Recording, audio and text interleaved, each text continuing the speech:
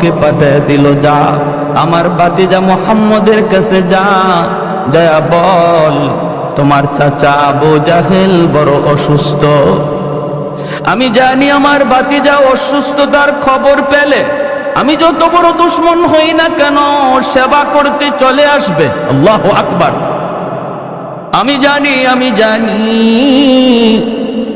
মুহাম্মদুর রাসূলুল্লাহর অভ্যাস ছিল অসুস্থ মানুষের সেবা করা। তায়েফের জমিনের ওই যে বুড়ি মা আমার নবী দয়ার নবীর পথে কাটা বিছা বিছা রাখত। মায়ার নবী দয়ার নবী ফজরের নামাজে যাবেন, আল্লাহর নবী তো জানেন না পথের মধ্যে কাটা বিছানো। মায়ার নবী হাঁটতে যান, নবীজির পায়ের মধ্যে কাটা বিদ্ধ হয়। প্রথম রাতে নবীজির পায়ে 40টা কাটা বিদ্ধ হয়েছে। আল্লাহর নবী কাটা খুলেন, নবীজির চোখ থেকে দর দর করে পানি পড়ে। মালিক আমি তো কারো ক্ষতি চাই না, আমি তো কারো ক্ষতি করিও না। পরের দিন আল্লাহর নবী দয়ার নবী এখন আর এইভাবে হাঁটতে পারেন না। ফজরের সময় নবীজি বের হলেন, এইভাবে কাটাগুলি সরায় সরায়া নবীজি কদম দেন আর সামনের দিকে যান। এভাবেই মায়ার নবী প্রতি রাত্রে ফজরের নামাজে আসেন। রাতের বেলা নবী বের হলেই নবীজি কাটা দেখে দেখে পা দেওয়া লাগতো। একদিন নবীজি মসজিদে যাবেন, দেখেন পথে কাটা বিছানো নাই। নবীজি জিজ্ঞেস করেন ঘটনা কি, আজ কেন পথের মধ্যে কাটা নাই? মানুষেরা কয় নবী গো, যেই মহিলা আপনার পথে কাটা বিছায় রাখতো এই মহিলা অসুস্থ বিছানায়, এজন্য কেউ কাটা বিছানোর লোক নাই। আল্লাহ নবী কই কোথায় তার বাড়ি, কোথায় তার ঘর, আমাকে বলো, আমি আমার পরিমাকে দেখতে যাব। এজন্য আবু জাহেল কই তোরা যা, আমি ভালো করে জানি ভাতিজা যদি আমার অসুস্থতার খবর পায় অবশ্যই আমারে দেখতে আসবে। আর এই সুযোগে আমি আমার প্ল্যান কাজে লাগাবো। দরজার সামনে বিশাল একটা গর্ত বানাইলো আবু জাহেল, আর গর্তের উপরে চাটাই বিছায়া এমন ভাবে রাখলো যেন টের পাওয়া না যায়। আল্লাহর নবী রহমতের নবীর কাছে আবু জাহেলের লোকগুলি যায় কয় মুহাম্মদ তোমার চাচা আবু জাহেল বড় অসুস্থ, কখন জানি মরে যায়। আল্লাহর নবী বলেন কই আমাকে নিয়ে যাও, আমি আমার চাচাকে দেখতে যাব, আমি আমার চাচার সেবা করব। রহমতের নবী ঘর থেকে বের হয়ে গেছেন, নবীজি রওনা দিয়ে দিছেন, অথচ আবু জাহেল অসুস্থ নয়। আবু জাহেল ভালো মানুষ, সুস্থ মানুষ, ভান ধরছে অসুস্থতার। উদ্দেশ্য হলো গর্তে ফালায়া মায়ার নবীকে খতম করা। নাউজুবিল্লাহ। নবী জানে না এই খবর, জানেন কে? আর একটু জোরে বলেন জানেন কে? গায়েবের খবর জানে কে? আল্লাহ নবী রহমতের নবীকে আল্লাহ যদি জানায় নবী জানে, নতুবা নবী জানে না, ঠিক কিনা? নবীজি বের হয়ে গেছেন, নবী জানেন না, কারণ আল্লাহ জানাই নাই। এজন্য নবী বের হয়েছেন আবু জাহেলের সেবা করার জন্য। সামনের দিকে আগাইতেছেন। আল্লাহ পাক রব্বুল আলামিন জিব্রাইল আমিনকে কই, জিব্রাইল তাড়াতাড়ি করে আমার বন্ধুর কাছে যাও। আমার বন্ধু তো উদার দিলের মানুষ, কখনো দুশ্মনের দুশ্মনী মনে রাখে না। আমার বন্ধু তো উদার দিলের মানুষ, কারণ আমার বন্ধুকে তো আমি রহমত বানায় পাঠাইছি। দুশ্মনের দুশ্মনী আমার বন্ধু ইয়াদ রাখে না। আর কিছুক্ষণ গেলেই তো আমার বন্ধু গর্তে পড়ে যাবে। আবু জাহেল গর্তে ফালে আমার বন্ধুরে খতম করতে চায়। জিব্রাইল তাড়াতাড়ি করে যাও, কারণ আমি আল্লাহ বদর যুদ্ধের পরে বন্ধুর বডিগার্ড সব বিদায় দিয়া আমি আল্লাহ নিজে তার পাহারাদার হয়ে গেছি। নবীজির পাহারাদার কে? আর একটু জোরে বলেন কে? আল্লাহু ইয়াসিমুকা মিনান নাস। আল্লাহ বলেন বন্ধু কোনো পাহারাদার লাগবে না, আজ থেকে আমি আল্লাহ পাহারাদার। সুবহানাল্লাহ। আজ থেকে আমি আল্লাহ তোমার পাহারাদার। মায়ার নবী, দয়ার নবী, রহমতের নবী হাঁটতেছেন, অল্প কয়েকটা কদম দিলেই নবীজি গর্তে পড়ে যাবেন। হঠাৎ করে জিব্রাইলে আমিন হাজির। আবু জাহেলের বন্ধুগুলি এরা দেখে না, নবী তো দেখেছেন। নবীর কানে কানে এসে জিব্রাইল কয়ে, নবী গো আর সামনে কদম দিয়েন না। আল্লাহু আকবার। যেখানে আছেন থেমে যান, থেমে যান। আবু জাহেল অসুস্থ নয় গো নবী। আল্লাহ নবী বলতেছেন, কও কি জিব্রাইল? বলে হা। আবু জাহেল অসুস্থ নয় গো নবী, আপনার খতম করার জন্য গর্ত বানায় রাখছি, আর কয়েকটা কদম দিলে আপনি গর্তে পড়ে যাবেন। অসুস্থ মানুষের বান্দরে বিছানায় পড়ে আছে, আল্লাহ পাক আমাকে তরিত গতিতে পাঠাইছে, যাও আমার বন্ধুকে যা বলো আমি আল্লাহর আদেশ, বন্ধু যেন এখান থেকে রিটার্ন আবার বাড়ি চলে যায়। মায়ার নবী, দয়ার নবী এখান থেকে আর কথা না বলে ব্যাক করল। আবু জাহেলের লোকগুলি কয়ে, মুহাম্মদ যাবা না? নবী কয়ে, না না আমি যাব না। কেন? নবী কোনো কথা বলেন না, চলে গেলেন। কলিজার ভিতরে ব্যথা। আমি আমার চাচাকে বড় দিল নিয়ে, উদার মন নিয়ে দেখতে আসলাম, আর চাচা বুঝি আমাকে হত্যা করতে চায়। চাচা বুঝি আমাকে হত্যা করতে চায়, হত্যা করতে চায়, আমার ক্ষতি করতে চায়। নবীজি রিটার্ন চলে গেলেন। আবু জাহেলের লোকগুলি দৌড়ায় আবু জাহেলের কাছে গেল, যা বলতেছে, উস্তাদ আর ঘুমায় থাকা লাগবে না, ঘুম থেকে উঠে যাও। কেন? কয় তোমার ভাতিজা আসে নাই। কস কি তোরা? বলে হ আসে নাই। কেন আসে নাই? কয় জানি না, আসছিল তো আসছিল, আর কয়েকটা কদম দিলেই গর্তে পড়ে যেত, কিন্তু জানি না কে তারে কি বলল। ওখান থেকে রিটার্ন চলে গেল, গর্তে পা দিল না। আবু জাহেল লাফ দিয়ে উঠছে ঘুম থেকে, কই রে আমার ভাতিজা কই? কই আবু জাহেল দৌড় দিছে। দৌড় দিতে যাইয়া নিজেরই খবর নাই, গর্ত বানায় রাখছে, নিজের গর্তে নিজে যাইয়া দপাস করা পড়ছে। কার জন্য কি বানাও? হ্যাঁ, অন্যের ক্ষতি করার জন্য যে যা করো, এই ক্ষতিতে নিজেরই পড়া লাগে, ঠিক কিনা? আল্লাহ নবীকে যে গর্তে ফালাইয়া হত্যা করতে চেয়েছিল, এই গর্তে নবী পড়লেন না, যে বানাইছিল হে নিজেই পড়ল, ঠিক কিনা? তাহলে আমরাও কি মানুষের ক্ষতির জন্য কোনো ফাঁদ বানাবো? মনে রাখবেন, ভালো করে ইয়াদ রাখবেন, চিরন্তন সত্য, যে যার জন্য ফাঁদ বানাইবা, এটা তার জন্য না, নিজের জন্যই বানাও, এটা নিজের জন্যই বানাও। আল্লাহ নবী তার হাদিস শরীফে বলেন, যে মানুষটা মানুষের মন্দ গায়, মানুষের দুশ্চর্চা করে, আল্লাহ তারে এই দোষে দোষী না বানাইয়া তারে মরণই দিবে না। তুমি যার দুশ্চর্চা করো, এই দোষে তোমারে দোষী না বানাইয়া আল্লাহ তোমার মৌত দিবে না। কত বড় কঠিন কথা। অতএব সাবধান, মানুষের দুশ্চর্চা, মানুষের ক্ষতি করার চিন্তা জেহেন থেকে, ব্রেন থেকে সরাও, কারণ এই ক্ষতিটা নিজের কপালেই থাকে, দুদিন পর আর আগে এটা আমার জন্যই ধার্য থাকবে। আল্লাহ নবী তো চলে গেলেন, আবু জাহেল দৌড় দিল ভাতিজা কইয়া, নিজেরই হুঁশ নাই, গর্তে পড়ে গেল। গর্তে পড়া মাত্রই আল্লাহ পাক গর্তকে নির্দেশ করে, এর গর্ত একটু ভালো করে বলো, তোমার খালিক আর মালিককে? গর্ত কয়, মালিক তুমি তো খালিক। জাননি তোমার পেটে কে পড়ছে? আমার দুশ্মন, আমার বন্ধুর দুশ্মন। তুমি যতটুকু গভীর ছিলা, দুশ্মন লয়া আরো গভীর হয়ে যাও। হুকুম মানবে কার? কার হুকুম মানবে? আল্লাহর হুকুম। মুসা নবী পার হয়ে গেলেন ঠিকই, ফেরাউন দলবল লইয়া নদীর মাঝখানে গেল। আল্লাহ বলে, এরে নীল দরিয়ার পানি, বলতো দেখি কার হুকুমে চলো? আল্লাহ তোমার হুকুমে। কি করা লাগবে শুধু বলো। আল্লাহ বলে, মুসা পার হইছে, তুমি রাস্তা করে দিছো, এখন দুশ্মন তোমার মাঝখানে, আর রাস্তা নয়, পানি মিলে যাও। সাথে সাথে দরিয়ার পানি মিলে গেল। আর ফেরাউন তার দলে বলে ডুবে মরল। পানি কার কথা শুনে? জোরে বলেন।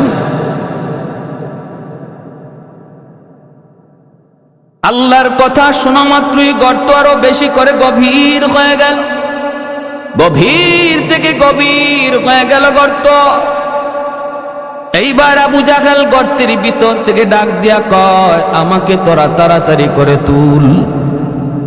এখন বন্ধু বান্ধব হাত বাড়ায়, আবু জাহেল নাগাল পায় না। লাগাল তো পাবেই না, কারণ যেমনটা বানাইছিল এমন তো আর রয় নাই, ঠিক কিনা?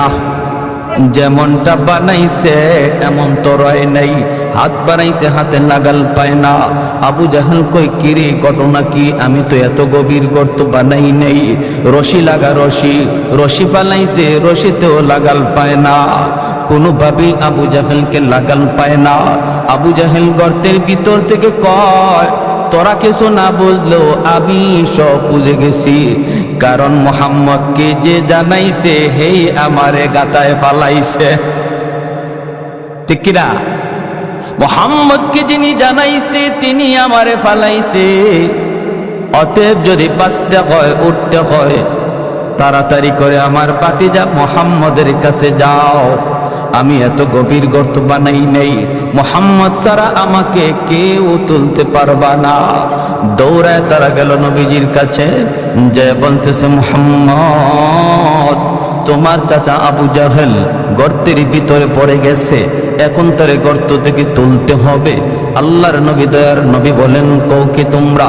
বলে, হ গর্তে পড়ে গেছে। কোথায় গর্ত? কয় তার দরজার সামনেই ছিল। এই গর্তের খবর নবী জানেননি না জানেন না? জানাইছেন কে? গর্তের কারণেই তো নবী ফিরে গেলেন। আল্লাহর নবী বলেন, কও কি তোমরা চাচা নিজেই বুঝি গর্তে পড়ে গেছে? বলে, হ্যাঁ। তুমি যে হাত বাড়াইতে হবে, তোমার সাহায্যের প্রয়োজন। জাবানি জাবানি। আল্লাহর নবী রহমতের নবী, কারণ দয়ার নবী রহমত। শুধু মুমিনের জন্য, মুসলমানের জন্য আমার নবী রহমত নন, অমুসলিমের জন্য মায়ার নবী রহমত। ওয়ামা আরসালনাকা ইল্লা রাহমাতাল লিল আলামিন। রহমত বানাইছে কে? আল্লাহ নবী রহমতের নবী বলেন, চলো আমাকে নিয়ে চলো। সুবহানাল্লাহ, জোরে কর। কালিয়াকৈরের কয়জন মানুষ যাবেন? আপনি যদি জানেন আপনারে মারার জন্য এই গর্ত বানাইছে, এই গর্তে এখন সে নিজে পড়ছে, এখন তারে উদ্ধার করার জন্য যাবেননি?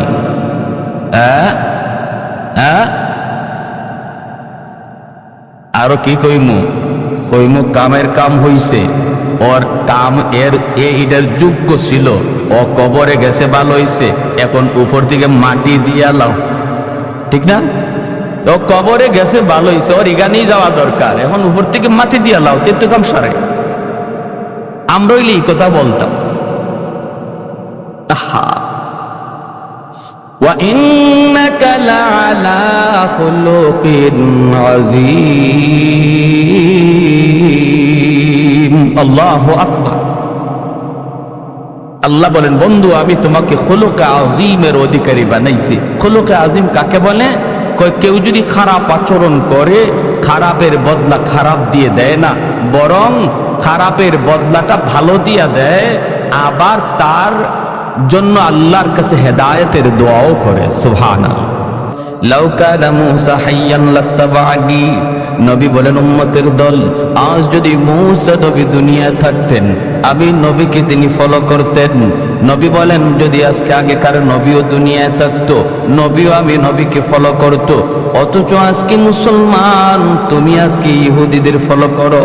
ইহুদিরা যেই নবীর নবী মানে, আমার নবী বলেন এই নবী থাকলেও তোমার আমার নবীকে ফলো করে চলতো। সুবহানাল্লাহ। তুমি আজকে খ্রিস্টানদেরকে ফলো করে যুবক, কলিজায় ব্যথা, কোথায় রাখি যন্ত্রণা, কোথায় রাখি দুঃখ, আজকে খ্রিস্টানদেরকে তুমি ফলো করো, খ্রিস্টানরা যারে নবী কয় ঈসা নবী। আমার নবী বলেন ঈসা নবীও যদি আজকে দুনিয়া থাকতেন ওই নবীও নিজের মতো চলতেন না, তোমার আমার নবীর ফলো করে চলতেন। আর তুমি কারে ফলো করো? তুমি কারে ফলো করো? তুমি কারে ফলো করো? আজকে মুসলমানের ঘরে যদি আমার নবীর আদর্শ থাকতো, মুসলমানের সিরতে সুরতে লেবাসে লুবাসে আখলাকে আচরণে যদি আমার নবীর আদর্শ থাকতো, মুসলমান এত অশান্তির আগুনে জ্বলতো না, ঘরে অশান্তি থাকতো না, সমাজও অশান্তি থাকতো না, দেশও অশান্তি থাকতো না। আল্লাহর নবী রহমতের নবী, তিনি তো বের হয়ে গেছেন। ভালো করে নবী জানেন আবু জাহেল এই গর্ত নবীকে মারার জন্য বানাইছিল। এরপর মায়ার নবী বের হয়ে গেছেন, নবীজি চলতেছেন চলতেছেন, আল্লাহ বাধা দেয় না, আল্লাহ পাক রব্বুল আলামিন বাধা দেয় না, কারণ আল্লাহ তো নবীকে রহমত বানায় পাঠাইছেন। নবীজি গর্তের কিনারে আইসা আবু জাহেলকে ডাক দিলেন, চাচা খবর কি? আবু জাহেল গর্তের ভিতর থেকে আওয়াজ দিয়া কয়, বাতিজা খবর তো নিজের চোখেই তুমি দেখতেছ। আল্লাহ নবী বলে, চাচা এখন কি করা লাগবে বলো? আবু জাহেল কয়, বাতিজা বিশ্বাস কর বাতিজা, আমি তোমাকে মারার জন্য এত গভীর গর্ত বানাই নেই, এত গভীর বানাইছি না। এখন আমি পড়ার পরে যদ্দূর বসতেছি গভীর, এ বাতিজা আমি সব বুঝে গেছি, কে তোমারে সব জানাইছে, কে আমাকে গভীরে ফালাইছে। বাতিজারে আমার বিশ্বাস হয়ে গেছে, মুই ফালাইয়া তুলতে পারবে না, রশি লাগাইয়া তুলতে পারবে না। তুমি যদি তোমার হাত না বাড়াও আমাকে তুলবার ক্ষমতা কারো নাই। আল্লাহ নবী রহমতের নবী বলেন, চাচা এদূর যখন বুঝলেন বাকিটা বুঝেন না কেন? এদূর তো বুঝলেন, বাকিটাও বুঝেন। আবু জাহেল কয়, আগে তুলো এরপরে সব বুঝবো। নবী কয়, না, জীবনে বহু কথা এমন কইছো, বহু কথা কইছো। আল্লাহ নবী গেছেন, আবু জাহেল হাতের মধ্যে কঙ্কর নিয়ে আসছে, হাতের মুঠির মধ্যে পাথরের টুকরা নিয়ে কয়, মোহাম্মদ কত আমার হাতে কি আছে, যদি বলতে পারো আমি তোমাকে নবী মানব। নবী কয়, আমি যে নবী এই কথাটা আমি বলবো না, তোমার হাতে যা আছে এটাই যদি আমি আমারে নবী কয় তাহলে বিশ্বাস করুনি। করি মানে 100%। কও কি তুমি? আবু জাহেলের কথা হলো আমার হাতের ভিতরে হলো পাথরের কণা, এই পাথরের কণায় আবার কেমনে কথা বলবে?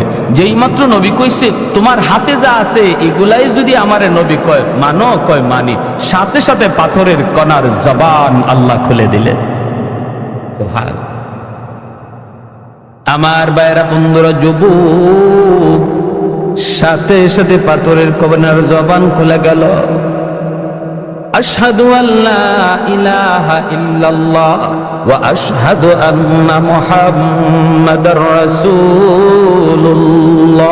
আল্লাহু আকবার। কালেমার আওয়াজ বের হয়ে গেল হাতের ভিতর থেকে, পাথরের কোণা থেকে আওয়াজ বের হয়ে গেল, আল্লাহ আমার এক, নবী আমার মুহাম্মাদুর রাসূলুল্লাহ।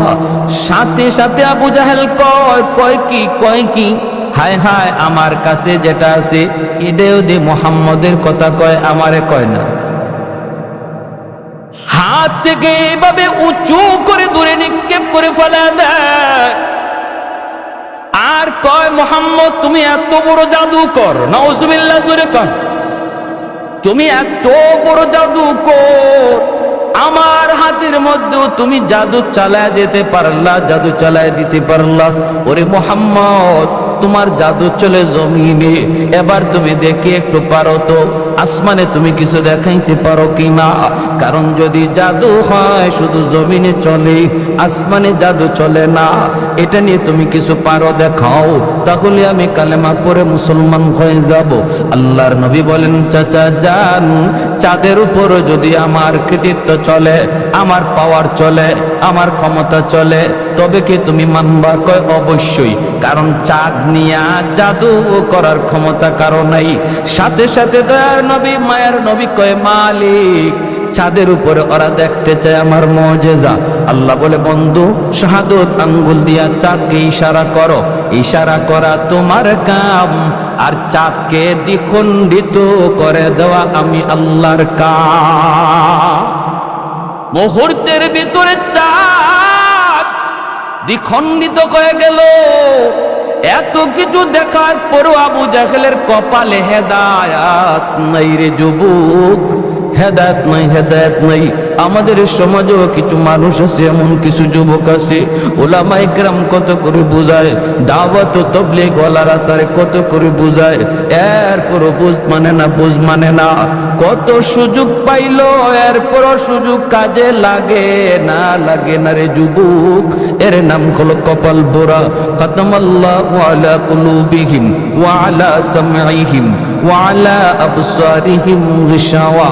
না না, এমনটা হওয়া যাবে না। ভাইরের নাম কপাল পোড়া, কপাল পোড়া আবু জাহেল, হেদায়েত কপালে নাই। নবী বলেন চাচা যান, না না, এমন কথা বললে হবে না। ওটার পরে তুমি কালেমা পড়বা, গ্যারান্টি কি? ওখান থেকে তুমি কালেমা পড়ো। আবু জাহেল কই বাতিজা বিশ্বাস করো, অতীতের সব কথা তুমি ভুলে যাও রে বাবা। এইবার কথা দিছি, আমি তো এমনি বৃত্ত হয়ে গেছি, এক পা তো এমনি কবরে চলে গেছি। শেষবারের মতো আমার কথাটা বিশ্বাস করো, আমাকে তুমি একটু উপরে তুইলা দেখো। মায়ার নবী, দয়ার নবী আবু জাহেলের এই কথার উপরে বিশ্বাস করে নবী আমার রহমতের হাত বাড়ায়া দিছেন। সুবহানাল্লাহ। নবী আমার তার রহমতের হাত বাড়ায়া দেওয়া মাত্রই আল্লাহ পাক রব্বুল আলামিন কয়, এরে গর্ত একটু তাকা দেখ, তোর দিকে আমার বন্ধুর রহমতের হাত চলে এসেছে। আল্লাহু আকবার। যে নবীর হাতের ইশারায় চাঁদ দ্বিখণ্ডিত হয়, সুবহানাল্লাহ। আমার বন্ধুর হাতের এত দাম, এত দাম, যেখানে বন্ধুর হাত লাগে সেখানে বরকত চলে আসে। আল্লাহু আকবার, জোরে বলেন। নবীজির হাত লাগা মাত্রই বরকত চলে আসি। আল্লাহর নবী রহমতের নবী যা বলেন, যাবের খানা আছে 4 জনের 5 জনের, মেহমান হইছে 1500, টেনশন করুন আরে যাবে, আমি নবী তোমার বাড়িতে আজকে মেহমান, আমার সাহাবেরও তোমার বাড়িতে মেহমান। খানা হলো তোমার পাতিলে মাত্র 4 জনের 5 জনের, মেহমান হলাম আমরা 1500। কোন টেনশন নাই, পাতিলের বাক্সটা আমার সামনে হাজির করো। কোথায় তোমার গোশতের পাতিল, কোথায় তোমার রুটির পাতিল? মায়ার নবী, দয়ার নবী হাত মোবারকের মধ্যে একটু লব মোবারক লাগাইয়া গোশতের পাতিলে লাগাইয়া ডাকনাটা নবী দিয়া বলে, যাবে শুধু গোশত নিবা নিবা, কখনো ডাকনা সরায় না।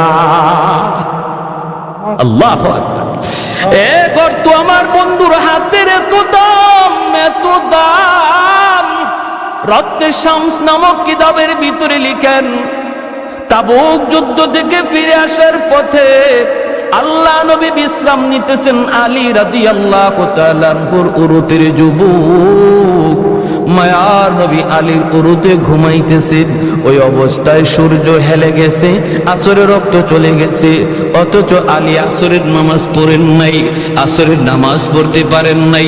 নবীজি আসরের নামাজটা পড়েই আলীকে বলেন, আলী ও আলী, তোমার উরুতে একটু বিশ্রাম নিব।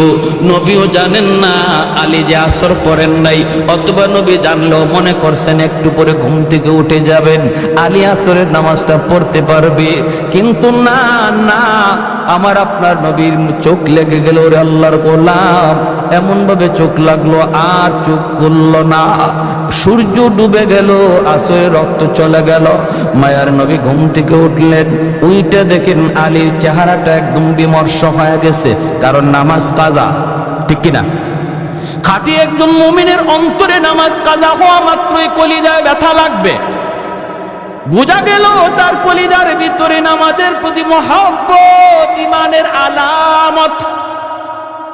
এটা ঈমানের আলামত। মাল ঈমান ইয়া রাসূলুল্লাহ? ইযা সাররাতকা হাসানাতুকা ওয়া ইযা সাআতকা সাইয়্যাতুকা ফাআনতা মুমিন। আল্লাহ নবী ঈমানের স্কেল বলে দিলেন। সাহাবী জিজ্ঞেস করে, নবী গো ঈমান কাকে বলে, কাকে বলে, কাকে বলে? আল্লাহর নবী বলেন যখনই কোনো নেক কাজ করবা তখনই দেখবা দিলে শান্তি লাগে, আর গুনাহ হলেই অন্তরে অশান্তি লাগে, বুঝবা তোমার কলিজায় ঈমান আছে। আর যদি গুনাহ করার পর কলিজায় ব্যথা না লাগে, বরং আরো অন্তরে খুশি হও, কষ্ট বড় আফসোস। আজকে আমাদের যুবক ভাইদের দিকে তাকাইলে অন্যায় করতেছে হাসতে হাসতে, অন্যায় করার আগেও কোনো অনুভূতি নাই, গুনাহ করার পরেও কোনো অনুশোচনা নাই। নবী বলে ঈমানের আলামত না, এটা ঈমানের আলামত না রে যুবক। তোমার খাতিরে আল্লাহ আসমান বাঁচায়া রাখছে, জমিন বাঁচায়া রাখছে। রব্বুল আলামিন কয় রে জমিন থাম থাম, জমিনে যেই পরিমাণ গুনাহ হয় এই হারে যদি জমিনে গজব আসতো বহু আগেই জমিন ধ্বংস হয়ে যাইত। কিন্তু এরপর আমি আল্লাহ কেন জমিন ধ্বংস করি না জাননি? ওয়াশাবাবু খুশা, জমিনে এমন কিছু যুবক আছে যেই যুবকের কলিজায় আমি আল্লাহর ভালোবাসা, যেই যুবকের কলিজায় আমি আল্লাহর ভয়, যেই যুবক যৌবনে আমি আল্লাহকে ভয় করে চলে, অন্যায় কাজে যায় না, মদ গান্ধার দিকে যায় না, বাপ মার সাথে বেয়াদবি করে না, মুরব্বীদের সাথে খারাপ আচরণ করে না, গান বাজনার আয়োজন করে না, না না, ওই যুবককে মসজিদে পাওয়া যায়, উলামায়ে কেরামের সাথে চলতে দেখা যায়। অথচ যৌবনের চাহিদা ছিল তার গুনার দিকে দৌড়ানো, সেই পাগলা গোরার লাগাম টেনে ধরছে। রব্বুল আলামিন বলে ফেরেশতারা শুন শুন, ওই যুবকের কলিজার দিকে যখন আমি আল্লাহ তাকাই তখন এই জমিনের প্রতি আমার মায়া লেগে যায়।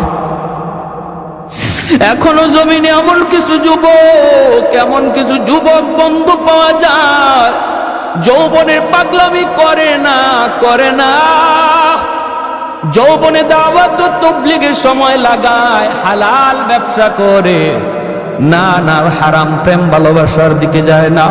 এ যুবক, তোমার কি একটু কলিজাটা নরম হয় না রে যুবক? যে মালিক তোমাকে আমারে বানাইছে ওই খালিক আর ওই মালিক বলে যুবক আমি তোমার দিকে তাকায়া জমিন টিকায় রাখছি। ভাইরা আমার, আলী রাদিয়াল্লাহু তাআলা আনহুর চেহারা বিবর্ণ হয়ে গেল। আল্লাহ নবী বলে আলী তুমি কি আসরের নামাজ পড়ো নাই? আলী বলেন ইয়া রাসূলুল্লাহ নামাজ পড়তে পারি নাই। নবী বলে কেন আমাকে তুমি ডাক দিলা না কেন, জাগাইলা না কেন? আলী কয় নবী গো কলিজায় জিজ্ঞেস করেছিলাম, এ আলীর কলিজা বল তুই কি নামাজের জন্য তুই নবীরে ডাক দিবি নাকি নবীরে ঘুমাইতে দিবি, কি করবে তুই বল? কিন্তু আমার মন বলে না রে আলী, নামাজ কাজা হয়ে যায় তোর হয়ে যাক, তবুও রহমতের নবীর ঘুম ভাঙ্গাইস না। মায়ার নবীর ঘুম ভাঙ্গাবি না, মায়ার নবীর ঘুম তুই ভাঙ্গাবি না রে, নামাজ তোর কাজা হয়ে যাক। এই কথা বলতেই আল্লাহ নবী হাত উঠায় দিছে আসমানের মালিকের দিকে। ওগো মালিক, আমার আলী আজকে আসরের নামাজ পড়তে পারে নাই, নিজের কারণে নয়, আমি নবীর কারণে, তোমার বন্ধুর কারণে। ও মালিক, আমি হাত উঁচা রাখলাম, এই হাত জমিনে আর নামাবো না গো। ডুবন্ত সূর্য আবার তুমি আকাশে উঠায় দাও, যেন আলী আসরের নামাজ ঠিক টাইমে পড়তে পারে। রদ্দুশ শামস নামক কিতাবের ভিতরে লিখেন নবীর হাত এখনো নামান নাই। ওই হাত উপরে থাকতে থাকতে মালিক সূর্যকে ডাক দেয়, সূর্য আমার বন্ধুর ওই হাত এখন উপরে, যে হাতের উসিলায় আমি তোরে বানাইছি, আমার বন্ধুর আব্বার উঠে যা। সাথে সাথে সূর্য আকাশে উঠে আসলো, সূর্য আবার আকাশে উঠে আসলো, ডুবে যাওয়া সূর্য নবীর হাতের উসিলায় আবার উঠে গেল। আল্লাহু আকবার। আলী ঠিক টাইমে নামাজ পড়লেন। ওই নবী যখন হাত বাড়ায় গর্তের দিকে, আল্লাহ কয়ে রে গর্ত, আমার বন্ধুর হাত চলে এসেছে, এখন আর রশি নয়, মুই নয়, অন্য কোনো মানুষের হাতও নয়, আমার বন্ধুর হাত তোর ভিতরে চলে এসেছে, আর দেরি করবি না। আবু জাহেলকে উপরে উঠায় দে, লিফটের মতো মাটি আবু জাহেলকে উপরে উঠায় দিছে, আর আমার আপনার নবীর হাত ধরেছে, নবীজি টান দিয়া তার উপরে উঠায় নিছে। कौनैन मुख्तार खुदा तुमको बनाया, कौनैन मुख्तार खुदा तुमको बनाया, उम्मत का निगाहबान खुदा तुमको बनाया, उम्मत का निगाहबान खुदा तुमको बनाया। मौला मेरा आका मेरा रहमत के नबी है, तजदार मदीना है तो माहे अरबी है, तजदार मदीना है तो माहे अरबी है। अशजार ने देते हैं नबूवत के शहादत, तस्कीक कमर में है तो अंगुल की इशारात, तस्कीक कमर में है तो अंगुल की इशारा। अल्लाहु আকবার জোরে বলেন। নবী কয় চাচা এবার কালেমাটা পড়ালাম, গর্তের ভিতর থেকে ওয়াদা দিছিল উঠলি কালেমা পড়ব, ঠিক না? নবী কয় চাচা তুলসী তো, এবার কালেমাটা পড়েন। মায়ার নবী কত চেষ্টা করছেন প্রিয় মানুষগুলাকে, রক্তের মানুষগুলিকে হেদায়েতের পথে আনার জন্য, কত আপ্রাণ চেষ্টাই না মায়ার নবী করছেন। তারপর নবী চাচা গো, ও চাচা আমি তো আপনার কথা মানছি, এবার একটু আমার কথাটা মানেন। আবু জহল কো বাতিজা রে, তুমি যে অত বড় জাদুকর আগে জানি না। কপালে কি নাই? কি নাই? ইন্নাকা লা তাহদি মান আহবাবতা ওয়ালাকিন্নাল্লাহ ইয়াহদি মান ইয়াশা। আল্লাহকে বন্ধু, হেদায়েত এটা কোনো মানুষের হাতে আমি রাখছি না, এটা শুধু আমার হাতে। তোমার কাম দাওয়াত দেওয়া, কে নিব আর কে নিব না এটা জানি আমি আল্লাহ। উলামায়ে কেরামের কাম হলো ওয়াজ শোনানো, উলামায়ে কেরামের কাজ হলো হক বাতিলের পরিচয় জানানো, উলামায়ে কেরামের কাজ হলো আলো অন্ধকারের পরিচয় শোনায়া দেওয়া, জানায়া দেওয়া। মানবে কে আর মানবে না কে এটা কার হাতে? আমাদের দায়িত্ব লাস্তা আলাইহিম বিমুসাইতির, দারোগা নয়, পিটানো আমাদের দায়িত্ব নয়, জোর করো আমাদের দায়িত্ব নয়। আমাদের দায়িত্ব শুধু শোনায় দেওয়া, ভালো অন্ধকার পরিচয় শোনায় দেওয়া, যে দায়িত্ব মায়ার নবীর ছিল। উলামায়ে কেরাম সেই দায়িত্ব নিয়ে মাঠে ময়দানে কাজ করে, কিন্তু কারা আসবে আর কারা আসবে না সেটা কার হাতে? এজন্য এত সুন্দর আখলাকওয়ালা নবী, যেন সেই নবীর আদর্শ আমার জীবনের প্রতিটা সেক্টরে, প্রতিটা সেক্টরে। আমি প্রতিনিধি, জনপ্রতিনিধি, দায়িত্বশীল। মায়ার নবী মদিনার রাষ্ট্রনায়ক, নজির আসেনি না নাই? আদর্শের নজির আসেনি না নাই? ফাতেমা মায়ার নবীর কুরাইশ বংশের মহিলা চুরির দায়ে ধরা পড়ল, আল্লাহ নবীর বংশের মহিলা চুরির দায়ে ধরা পড়ল। এইবার চুরির অপরাধ কি হাত কেটে দেওয়া, কিন্তু এই মহিলার হাত কাটলে কুরাইশ বংশের ইজ্জত যায়, নবীর বংশের ইজ্জত যায়। সাহাবায়ে কেরাম মায়ার নবীর কানে এই কথাটা কে শোনাবে? নবী গো, এই মহিলাটার বংশ আপনার, অতএব হাত কাটতেন না, বিচারটা একটু হালকা করা যায় কিনা, এই কথাটা নবীর কানে কে শোনাবে? সবাই মনে করতেছে শোনানো দরকার, কিন্তু শোনাবে কে? কেউ এই দায়িত্ব নেয় না। আবু বকর সিদ্দিককে বলা হয়, সিদ্দিক আপনি যান, আপনি নবীর হিজরতের সাথী। সিদ্দিক আকবর বলে আমাকে সব করতে বলো, এটা পারবো না, কার এটা পারবো না। হযরত ওমরকে বলে ওমর যাও, ওমর বলে আমি সব পারবো, এটা পারবো না। উসমান বলে আমি পারবো না, আলী বলে আমি পারবো না, কেউ বলে আমি পারবো না। শেষ পর্যন্ত সাহাবীরা সিদ্ধান্ত নেয়, একটা ছোট বাচ্চা নিপাও দেখো, যে বাচ্চাটারে মায়ার নবী মায়া করে, অনেক আদর করে, আর তারে আমরা মুখস্থ করাইয়া কথাটা পাঠাই। আর যদি নবী তার উপরে রাগ করে, আমরা তখন সালিশ হয়ে গিয়ে বলবো, ইয়া রাসূলুল্লাহ ছোট মানুষ বুঝে না, মাফ করে দেন, শিখাইয়ে দিব আমরা, বিচারও করবো আমরা। এবার আল্লাহ নবীর কাছে পাঠানো হলো ছোট্ট একটা বাচ্চাকে, যার নাম হলো উসামা, উসামা ইবনে যায়েদ, নবীজির নাতি, পালক পুত্র যায়েদ ইবনে হারেসা রাদিয়াল্লাহু তাআলা আনহুর ছেলে, যার নাম ছিল উসামা। নবীজির নাতি হাসান হুসাইনের মতোই, হাসান হুসাইন নবীজির মেয়ের ঘরের নাতি, আর ছেলের ঘরের নাতি অর্থাৎ পালক পুত্র যায়েদ ইবনে হারেসা, ওনার ছেলে উসামা। এনাকেও নবীজি কাঁধে নিয়ে নিয়ে ঘুরতেন, আদর করতেন নাতি। ওই নাতিরে সবাই ডাইকে আনছে, উসামা তুমি ছোট মানুষ হইলো, তোমার বুঝ ভালো আছে, একটা কথা যায় দাদারে বলো, কারণ দাদা নাতির একটা মায়ার সম্পর্ক থাকে, একটু তুমি যায় বলো। কি বলবো? যায় বলবা দাদা, ও দাদা, দাদা। বলে কি রে নাতি কস না?